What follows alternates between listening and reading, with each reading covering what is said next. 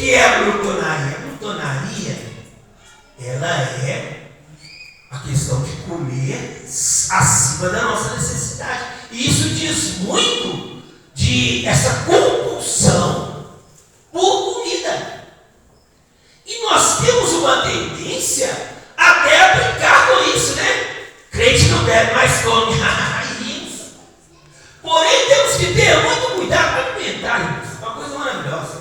Mas temos que ter muito cuidado com isso. Existe uma linha, Romeu, muito tênue entre se alimentar, Larissa, pelo gosto, pelo aquilo que Deus nos deu, que é sentir o gosto da comida, é muito ruim. A gente passou pela Covid e muitos irmãos estavam perdendo o gosto. Você comer sem gosto é muito ruim, né? Então, isso é Deus que colocou em nós. É bom que fique claro, isso é Deus. Porém, nós temos que tomar muito cuidado quando que isso, o desejo sexual também Deus colocou em nós. No entanto, quando ele é usado de forma errada, ele se torna pecado. É questão da alimentação, é uma necessidade. É muito bom você comer uma comida gostosa e tudo, mas quando isso se torna uma compulsão, se torna algo que traz um prejuízo, ele se torna pecado. Porque é engraçado que isso aqui é tão complicado, porque quando você comete a pessoa comete um adultério, é uma outra pessoa, mas o comer, muitas das vezes a pessoa só é entre ela mesma. Ela pode achar assim, eu não estou prejudicando ninguém, mas está prejudicando o corpo, que é o templo do Espírito Santo. Você está prejudicando o seu corpo, que é o templo do Espírito Santo. E se isso diz muito de lá de Atos 43, do temor. Porque quando eu fico controlando a minha atitude, baseado se o pastor está sabendo, se a irmã do ciclo dirigido do circulação está sabendo, eu estou ali gerando um temor do homem. Mas quando eu faço as ocultas, sabendo que Deus é onisciente e onipresente, eu estou, na realidade, negligenciando um Deus que Ele está comigo o tempo todo. E isso diz muito do temor. Pode ser que ninguém esteja vendo, mas eu tenho que ter essa consciência que Ele está vendo, Ele está dentro de mim. Não é isso? O Espírito Santo não está conosco aqui, Ele está aqui, nós somos a morada dele. E isso diz muito do temor. Diz muito do temor. Eu dei um vídeo que eu acho muito interessante, que tem um menino, eu não sei se ele está dançando funk, quem é que ele está dançando, e alguém da família dele está filmando. E ele fala assim, ó, não vai mostrar isso para o pastor não, hein? E o vídeo fala isso. Ele diz, não é sobre isso. Não é sobre isso.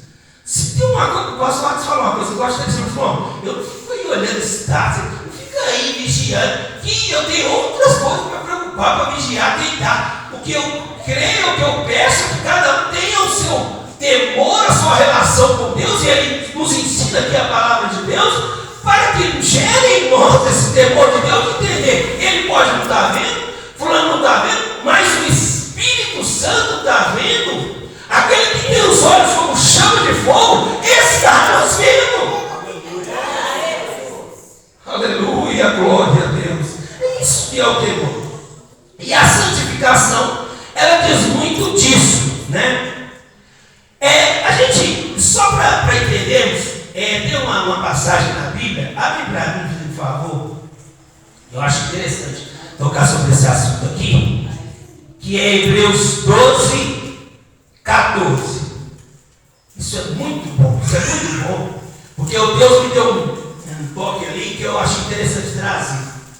Seguir a paz com todos e o quê?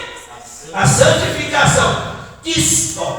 Segue a paz com todos e a santificação, sem a qual ninguém. Ponto. Então, sem santificação, ninguém vê o Senhor, amém? Sem santificação.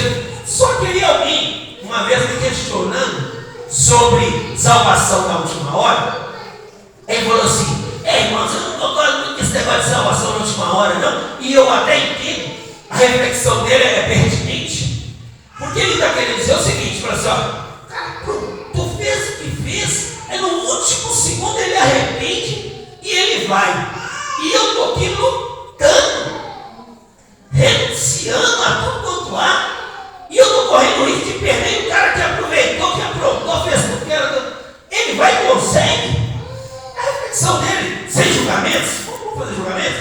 Eu sei que cada um tem uma visão.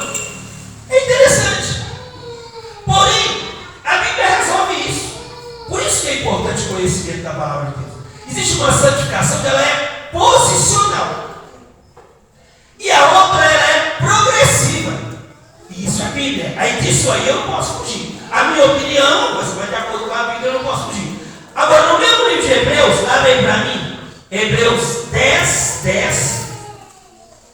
Lá no capítulo 10, versículo 10, diz assim, ó: na qual vontade temos sido santificados pela oblação do corpo de Jesus Cristo, feita uma vez. Ponto. Aceitou Jesus, ele recebe essa santificação posicional. É como se fosse um selo, uma garantia de que ele pode entrar, porque coisa sem santificação ninguém verá o Senhor. Então, ele aceitou a Cristo, ele recebe uma santificação posicional, que é feita pelo quê? Ali está falando oblação, não oblação do sacrifício. Pelo sacrifício do corpo de Jesus Cristo, feita quantas vezes? Uma vez. É a Bíblia que dá o direito. Porém, também para mim, 1 Coríntios 1, 12, para a gente falar um pouco da posicional, que aí resolve muito isso, essa questão de sem santificação. 1 Coríntios capítulo 1, versículo 2, diz assim, ó. Olha o 2. Quero dizer, a igreja de Deus que está em Corinto, aos santificados, em quem? Chamados santos. Então, aceitou a Cristo de coração, porque Deus conhece o nosso coração. A leitura da Bíblia falou isso aqui, que o Espírito Santo veio para convencer o homem do pecado, de justiça e do juízo. E ele explica por que cada um, qual que é o convencimento de cada um. E parece que na hora que ele fala do pecado, porque não creram em mim, né? É isso. Então, a partir do momento em que a pessoa ela rompe essa barreira que foi criada a partir do momento que o homem caiu, ela recebe esse selo da santificação. Porém, ele precisa ir tirando, vamos dizer assim, né, as escamas, né? Ele precisa ir sendo constantemente, por isso que precisa disso aqui que nós estamos fazendo hoje. Senão não precisaria da gente ficar aqui aprendendo a palavra de Deus. Se uma vez santo para sempre, tá uma maravilha. Mas a partir do momento em que recebe a Cristo, ele recebe essa santificação posicional. Porque sem a santificação ninguém veria o Senhor. Então aí não seria salvo. E se não seria salvo, então Jesus não salva. Vocês entenderam o raciocínio? Porém, existe uma santificação progressiva. Que ela é diária, ela é do crescimento. Abre para mim 2 Coríntios 3, 18.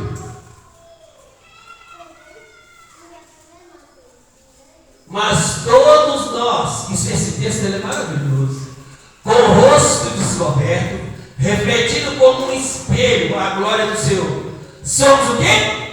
Transformados de glória em glória, na mesma imagem, como pelo Espírito do Senhor. É interessante que nesse texto ele vai falando ali um pouco de Moisés, a questão. Então, é transformado de glória em glória. A gente vai ter um desenvolvimento. Então aí a gente começa a entrar um pouco aqui no estudo aqui, pelo menos nessa introdução. A santificação é um processo contínuo de docilidade ao Espírito Santo, que mantém e fortalece essa interna disposição de santificação inicial. Então, o Espírito Santo, ele mantém e ele fortalece essa santificação inicial. Quando a pessoa aceita Jesus, e aí o Espírito Santo vai fazer esse processo de transformação de glória em glória. Sem nossa regeneração, o coração teve mudado a sua orientação, ainda permanecem tendências más que devem ser submetidas a Deus. Ou seja, a velha natureza, ela está aqui ainda. Ela está aqui ainda, está lutando. O pecado não reina no crente, mas habita nele. O pecado está aqui. Ele não pode reinar, mas ele está aqui. Nós estamos lutando. A gente vê isso aí, né? Quem nessa nessa caminhada, que eu estou vendo que a grande maioria dos crentes que são crentes mais, né, já tem mais tempo da igreja, quem nessa caminhada nunca lutou contra velhos e novos pecados, que sempre ficam nos assolando, nos assombrando, né, o tempo todo? O crente justificado possui duas tendências contrárias, ou dois centros de gravitação, duas naturezas: o velho Adão, pelo qual se sente inclinado ao egocentrismo, e o novo Adão, criado segundo Jesus Cristo em justiça e santidade, pelo qual se inclina para Deus e para o bem. A vitória desse conflito se consegue através do poder do Espírito Santo, que fortalece a nossa fé para que andemos pelo caminho da santidade. Quem pode? Quem pode, né? Abre aí para mim, ou coloque para mim, Colossenses capítulo 2, versículos 6 e 7.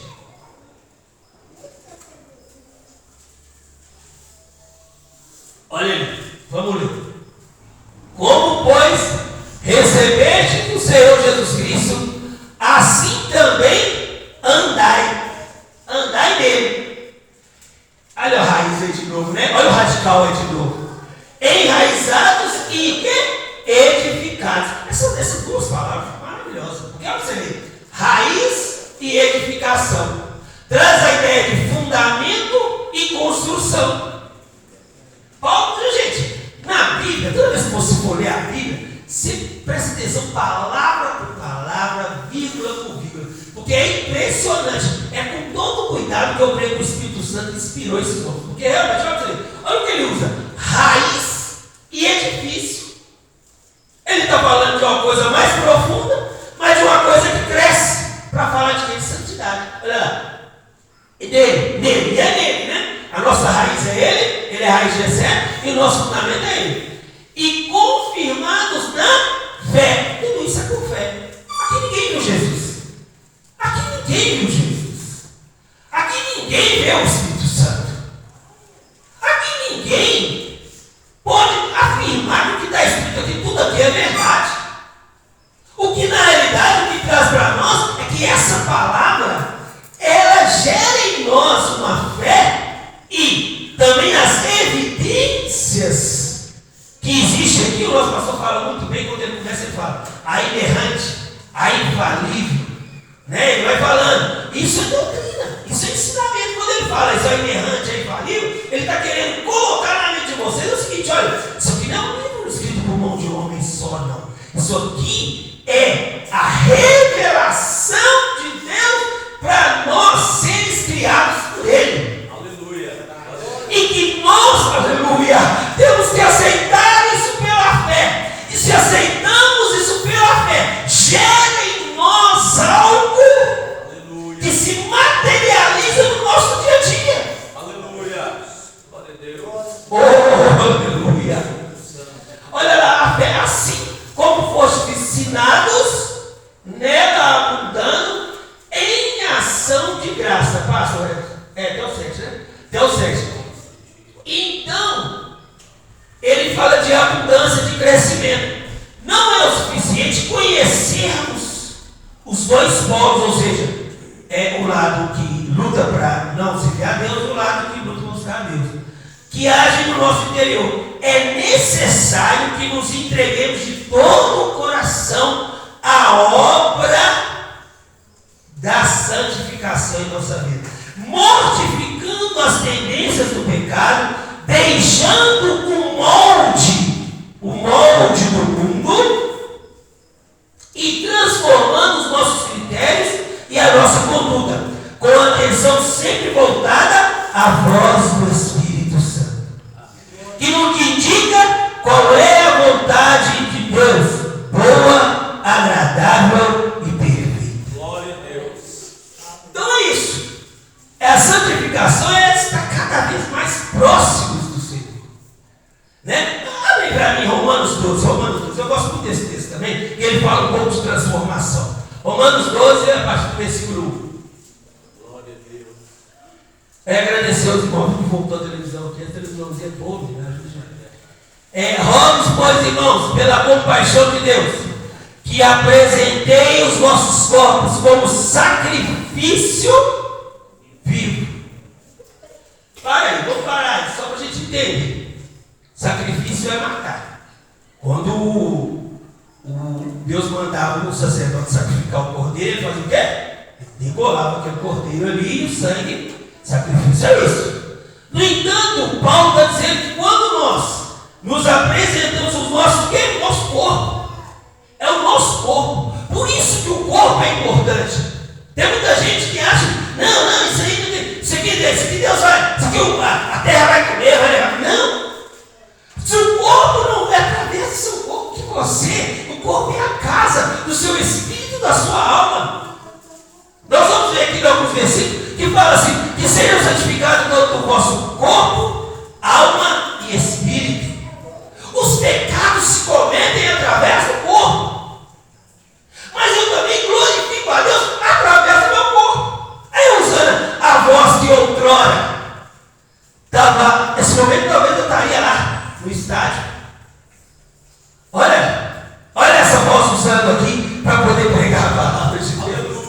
Quando lá eu estava lá desonrando o meu Deus, eu estava usando o meu corpo. Mas hoje o meu corpo está aqui conduzido pelo Espírito Santo para glorificar aquele que me salvou. Aleluia! E ele diz, como sacrifício vivo. Oi, irmãos, eu olho aqui, trabalhadores cansados do seu dia a dia, mas como um sacrifício vivo.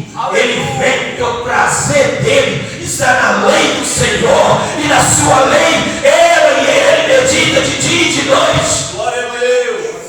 Santidade é um sacrifício, mas ele é vivo, ele é santo e ele é agradável ao Deus, que é o que é o vosso culto racional. Ninguém está aqui com massa de manobra, mas sabe por que está aqui.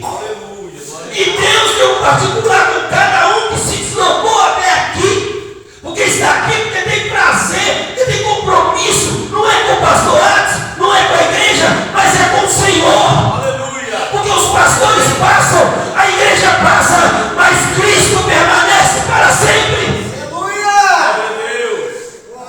Oh, Jesus maravilhoso! É por isso que Lucas ele vai dizer cada alma. Lucas ele observava o temor daquele povo e ele falava assim, olha, ele fez questão de escrever. E é interessante, você olhava aquele povo crescendo e você via que cada vida tinha temor. E aí muito, não é pouco não, muita maravilha fazia pelos apóstolos. Como se estivesse dizendo assim, olha, aquela igreja com tanto temor que tinha, uma igreja tão santa, tão separada que não tinha jeito. Deus operava. Aleluia! Glória! Aleluia! Aleluia. Eu ia falar um pouco sobre o Antigo Testamento, mas no Antigo Testamento, aqui eu vou ler, né? Não presta. A palavra usada santificar é kadash, que significa no original, e alguns acham que significa brilhar, que se relaciona a kadosh. Isso se harmoniza com a ideia bíblica de pureza, isso é importante. Outros relacionam a palavra kadash com a raiz de kedar, que significa cortar. Deduz-se aí que santificar é separar do mundo, consagrar a Deus. Santificar é isso. Fora disso, é legalismo, é qualquer outra coisa menos santificação. E separar não é sair desse mundo. Né? Isso é importante. Né? Porque às vezes alguém pensa assim, vou para um mosteiro, vou ficar lá isolado, então eu vou ser mais santo. Não necessariamente. Principalmente nos dias de hoje que nós estamos vivendo. Se você deixar uma pessoa isolada no quarto lá, com um aparelhinho desse aqui na mão, meu amigo, ele faz estrago. Ele não precisa nem estar no mundão, não. Ele não precisa nem estar ali na esquina, ali com o pessoal do mundo sentado, não. Só um negocinho desse aqui, deixa o cara isolado lá. Deixa ele isolado lá com um negocinho desse aqui na mão para ver, e ele saber, se ele souber usar, o estrago que ele faz na vida espiritual dele. Então separar é algo muito mais, vamos voltar lá para a raiz? Vamos voltar? É algo muito mais profundo do que simplesmente existe sim a santidade. É lógico que nós vamos ter, nos portar de forma diferente do mundo, na questão do vestir e várias outras coisas. Isso é importante, não estou falando negando a importância disso, mas é muito mais que isso. Outro irmão estava falando lá sobre a questão do celular, e Deus tem falado muito isso, porque isso tem atingido muitas vidas. E eu pensei que o celular, na realidade, é só a conta, né? Porque se você for olhar tantas outras coisas para nos tirar da presença de Deus. Aí eu estava até brincando, né, cara? Só saudade que o problema era a televisão, né? Hoje a coisa, a tendência é só piorar. Porque o inimigo ele vai traçando estratégias. Ele vai traçando estratégias para poder nos tirar desse caminho da santificação. E cada vez mais nos aproximando do mundo. Assim era o povo de Israel. O povo de Israel também, eles ficavam vendo as outras nações. Nós queremos morrer igual as outras nações. Ai, que saudade hoje. Lá pelo menos tinha cebola, tinha não sei o que, tinha os dentes de comer, tinha tudo. Isso é nosso, isso é do ser humano, né? Então isso é uma luta constante. Esta ideia é fundamental que expressa em palavras. Os vocábulos santificação e santidade são usados hoje com tanta frequência para explicar qualidades morais e espirituais que trazem com dificuldade para o leitor a ideia da posição ou da relação, como tal existe entre Deus e uma pessoa ou coisa consagrada a Ele. Não obstante, né, parece que esse é o significado verdadeiro da palavra. Santidade, até certo ponto, serve para qualificar a santificação. Então, santidade e santificação, acaba que as duas têm uma relação. Já no Novo Testamento, a palavra aqui é ágil, que deriva de ágil, que expressa assim como o termo kadosh, a ideia de separação. É usado em sentidos diferentes, intelectual, que se aplica a pessoas e às coisas. Isso aqui é interessante. Lembra, coloca para mim Mateus 6 e 9. Porque isso que eu vou falar de uma coisa que eu até falei aqui uma vez, eu vou repetir. Diz assim, ó, portanto, vós orareis assim: Pai nosso que está no céu, santificado seja o teu nome. O nome de Deus é santo, mas quando eu estiver orando, é isso que eu estiver falando: santificado seja o teu nome. Seja o teu nome. Venha o teu reino, seja feito tua vontade na terra como no céu. Então, essa questão de santificação a pessoas, ou seja, o nome de Deus é santo, por isso que não pode se levar o nome de Deus em vão. Mas para a gente ilustrar melhor essa ideia, coloquem para mim 1 Pedro 3 e 15. 1 Pedro 3 e 15, professor. 3 e 15, quando for 10, eu 3 e 15 assim: antes santificai ao Senhor Deus em vossos corações, e estáis sempre preparados para responder com mansidão, olha o temor de Deus, e temor a qualquer que me pedir razão da vossa esperança, e aí nós temos uma boa consciência, para que naquilo em que falam mal de vós, como malfeitores, fiquem confundidos os que blasfemam da vossa boa conduta. Né? Porque melhor é que padeçais fazendo o bem, se a vontade de Deus assim o quer, do que fazendo o mal. Né? Então, que o nome de Deus seja santificado. Para dizer santos, ritual que se aplica para separar coisas e pessoas no uso ordinário e colocá-las para um determinado ofício. Isso aqui, ó, essa parte aqui é interessante, porque eu lembro que uma vez um amigo meu, ele falou assim: você conhece? Fulano, conheço, tal. Não lembro que ele tocava lá na igreja, eu trabalhei com ele lá na Flor de Minas. Também trabalhei e tal. E aí eu precisei fazer, não sei o que era, não sei se era um trabalho de escola, o que era. E aí ele falou assim: olha, eu te empresto determinado instrumento, porém não pode tocar nesse instrumento música do mundo. Esse instrumento é santificado. Achei interessante esse posicionamento dele. Ele falou comigo, pessoal: você não pode tocar. Não pode tocar muito no mundo. Eu posso até te prestar, mas é só. Aí ele foi, isso é interessante. Acabou me dando uma estratégia de evangelismo. um louvor ao Senhor. No trabalho, acho que era um teatro, alguma coisa que eles faziam assim. E aí eles tiveram que cantar, acho que era de cantar em inglês, aí eles cantaram em inglês, mas um louvor ao Senhor. Quer dizer, o hino teve que louvar ao Senhor, porque estavam se utilizando aí. É lógico que alguém vai falar, não, mas ele usou. Mas eu achei interessante esse posicionamento dele, de ter esse temor, essa preocupação, que muitas das vezes, zelo. E quando você pega algo sagrado e faz algo mundano, você enxerga a mão na parede escrevendo assim, algo não agradável a respeito da sua pessoa. Então ele preocupou com a alma deles. Isso que faz isso, irmãos, isso é temor de Deus. Se a pessoa não tiver temor de Deus, eu estava vendo esse dia passando a propaganda, aí uma jovem, ela falando que ia passar um determinado programa, o programa era não sei, estrela da casa, não tem isso. E essa jovem pessoal, eu canto gospel seria evangelho, mas não tem nenhuma restrição em cantar qualquer outra coisa. Nivelou com o mundo. Vocês entendem? Vocês conseguem entender? Porque fica parecendo. Aí eu volto lá no início que nós estávamos da santificação radical que tinha e a gente foi flexibilizando. Você quer ver um grande exemplo? Era essa influência que a política tinha na igreja. Não tinha essa influência que tem hoje. Isso, de alguma forma, é se abrir para o mundo. É se abrir para o mundo. A igreja é se abrir para o mundo. Isso tem contaminado a vida de muitos líderes por aí. Muitos líderes, muitos obreiros sendo contaminados. Ele virou um verdadeiro militante político. Esqueceu de pregar a palavra. Você pode falar assim, Jesus é aquilo outro, a ceia é isso. Ele fica caladinho. Político de fulano de tal, opa, peraí, não. Você não fala não. Quantos obreiros estão assim? Quantos de nós estão assim? Viramos militantes. Antigamente, a pessoa podia votar em quem era, o pastor só chegava e falava assim, ó, irmãos, o candidato da igreja é esse, mas, o irmão vinha às vezes da igreja, ele nem tinha muita fala aqui em cima, não.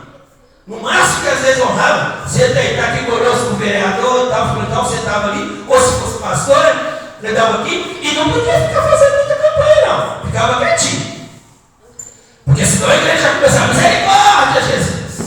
Sangue de Jesus sem poder. Fala de Jesus, irmão, não fala de política, não. Isso era bom, irmão. Isso era um selo que nós tínhamos. Não estou falando que não pode falar, não. Só que isso foi treinando no meio do povo cristão, e nós estamos nos atacando por causa disso. Estamos deixando de lado a nossa separação do mundo e estamos nos igualando com o mundo. E isso é muito importante para essa separação, essa santidade radical. Sabe? Eu falo, gente, não, eu não vou brigar com meu irmão. A minha comunhão com ele aqui é mais preciosa do que qualquer posicionamento meu. Preciosa é a nossa comunhão. Você lembra o nome? Pode falar. Se eu gosto de ir assim. Sim, pode falar. No versículo 17 está falando que é melhor poder se fazendo bem e a vontade de Deus assim bem. A gente tem que pedir permissão para Deus fazer o bem. Olha que coisa maravilhosa. Que essa análise dela aqui é maravilhosa. Por isso que eu gosto desse negócio. Olha para você ver. Porque é melhor que padeçais fazendo bem. Ponto. Beleza? Se a vontade de Deus assim o quer, do que fazendo mal. Ou seja, se você padecer aqui, sofrer, é melhor que soframos fazendo bem. Se Deus quer que a gente sofra fazendo bem, é bem melhor do que fazendo mal. É isso que ele está querendo dizer. Né? Ele está querendo dizer o seguinte, olha, se for da vontade de Deus que você padeça, ou seja, que você sofra, mas é pelo bem, amém. Mas se for para você sofrer, porque na realidade as suas escolhas te levaram a esse sofrimento, aí não. Tem uma coisa, acho que foi até o pastor Rafa falou aqui no filho dele, eu sou meu filho, luta a gente vai passar, o que você tem que escolher é o seguinte, com quem que você quer passar essa luta? Você quer passar ela no mundo ou você quer passar ela junto com Jesus? Porque se você passar com Jesus, Jesus vai te dar força e vai te dar vitória. É isso que ele está dizendo, olha, é bem melhor. Oh, aleluia, que eu sofra, Marineia, fazendo bem, eu sofro, às vezes eu dou, eu sei que eu estou certo. Mas se Deus quer que eu sofra, eu vou sofrer. Mas eu vou sofrer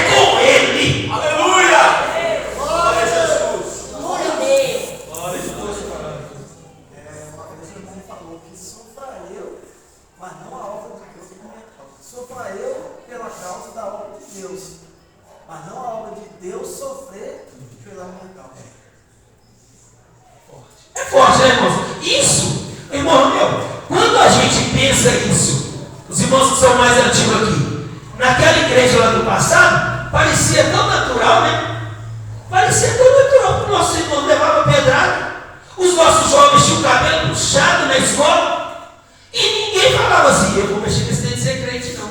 Porque eles sabiam que estava fazendo bem, que eles estavam sofrendo, que Deus estava permitindo, e que aquele sofrimento era a semente que estava sendo plantada para nós estarmos aqui hoje. E hoje o irmão Leandro trouxe um dado lá, o quanto que tem crescido esse evangelho, o quanto que eles têm tido que nos respeitar, estão sendo forçados. Eles estão sendo forçados, porque vindo a força do Espírito Santo em nossa vida. Mas antes alguém teve que sofrer para que nós cheguemos. Antes alguém, eu estava vendo um documentário do pastor Márcio Baladão, falando da vida dele. E ele falou que quando ele chegou numa cidade, era o seguinte, o cemitério era assim, era separado. Aqui os católicos poderiam ser enterrados em tal lugar, aqui era a pessoa que não era nem católico nem nada, poderia. E se fosse de outra religião, no caso o crente, tinha que caçar um outro canto para ser enterrado. Olha isso, irmãos. Eu fiquei refletindo sobre aquilo, e aí o pastor Márcio, ele fala que naquela época ele teve que fazer um movimento, uma briga, para conseguir enterrar um crente que tinha ganhado para Jesus. Porque a igreja, a religião evangélica, era mal vista. E não quem mandava na cidadezinha pequena, né? Era a igreja católica. E o padre mandava prender e mandava soltar. Olha o que esses irmãos lá atrás passaram. Sofreram fazendo bem, porque foi da vontade de Deus. Mas que hoje nós estamos aqui. Tem um livro que os irmãos cantam, né? Eu vejo passar o sangue na areia. E o sangue quente que jorrava, né? A letra fala assim, me ajuda aí. O sangue quente que jorrava, eu sou da semente do sangue, é isso que a letra fala. Dos irmãos que morreram, sangrando, para manter o evangelho vencendo. Eles iam morrendo de Cristo falando. Aleluia. Glória a Deus. Queridos, eu vou parar por aqui. Eu vou parar porque tem só mais um versículo aqui e a gente vai dar passar o vídeo aí?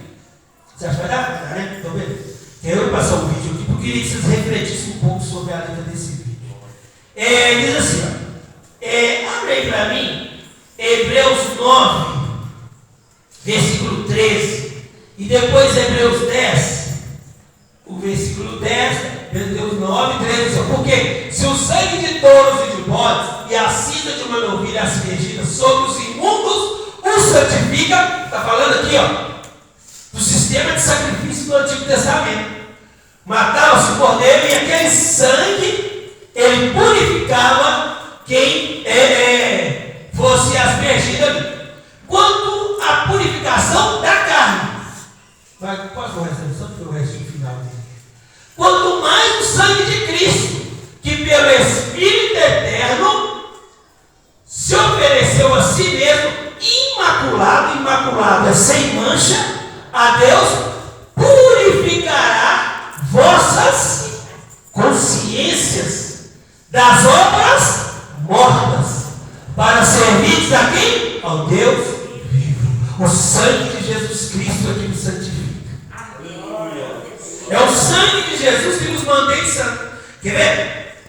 Aí só para nós terminarmos, aí a gente vai passar o vídeo ali e eu já entrego. Hebreus 10, versículo 10, primeiro, Hebreus 10, versículo 10, diz assim, ó, o 10, versículo 10.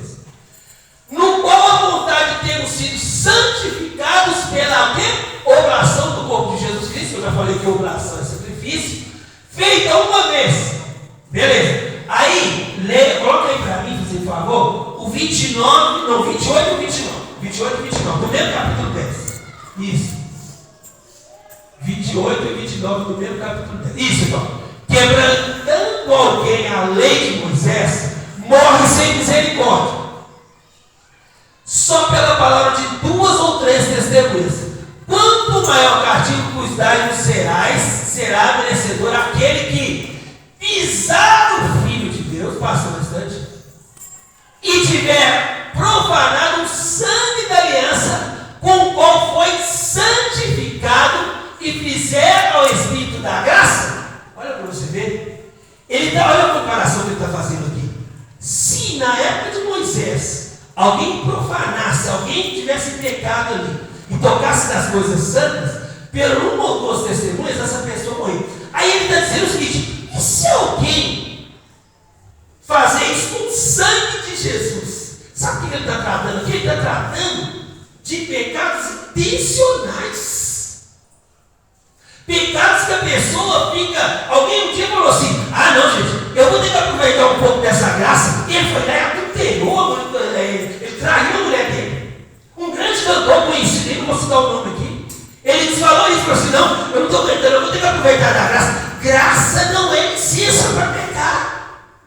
É isso que o autor aí está dizendo aqui: olha, se tiver profanado o sangue da aliança, com o qual foi santificado, e fizer agravo ao Espírito da graça.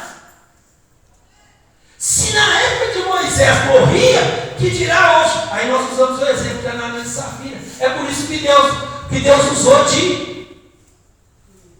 um castigo ali sobre aquelas pessoas. Aí alguém fala: Deus foi muito duro.